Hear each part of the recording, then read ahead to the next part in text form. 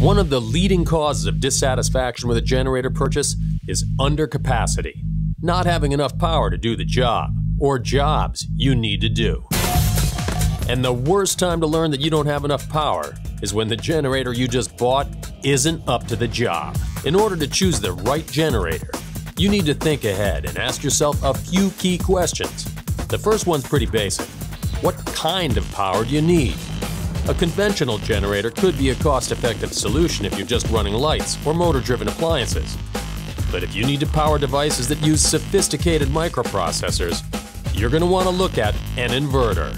We have a whole other program devoted to helping you understand the differences, so you can choose whether a generator or an inverter is right for you.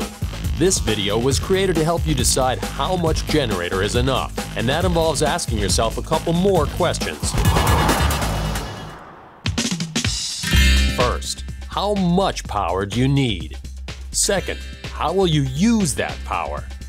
To calculate your needs, you need to first identify the power requirements of all the devices you plan to run. You can usually find the unit's running amperage power requirements on the identification plate, or in the owner's manual, or by using an appliance load tester, which you can find at many hardware stores, or on Yamaha's Outdoor Power website. Make a list of the power requirements of all the things you might want to run at the same time.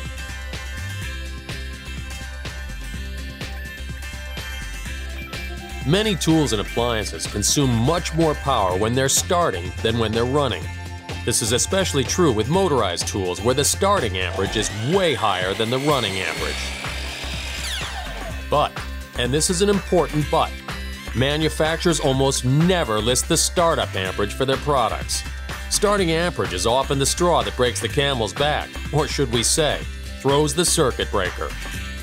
Starting takes up to 3 times the amount of power as running. To estimate starting amperage, multiply the running amperage by 3. Now multiply the amps times the volts to arrive at the wattage. Now, total the power requirement for each of the tools and appliances you expect to be running simultaneously.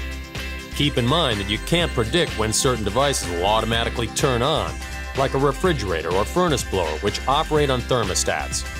This is the maximum power draw. This total should give you a good idea of how much generator you need. Here's a tip. Oftentimes the actual wattage varies from manufacturers' published data, so adding an extra 10% to your total is a good rule of thumb. Yamaha's website also has tables and worksheets that enable you to plan your generator needs. But remember, the amounts on these pages are averages and should not be used in place of actual data.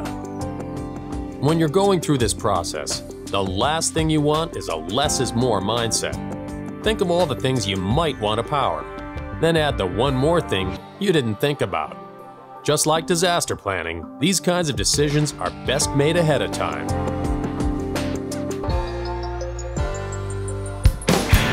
These guidelines should help you understand more accurately just how much generator you really do need, so you can buy the right unit and be just as satisfied with your decision as you will be with the dependable, reliable Yamaha generator or inverter you choose. To find out more about Yamaha generators and inverters, visit our website or stop by your local Yamaha dealer, who will be happy to help you choose the right unit to meet your needs, whatever they might be.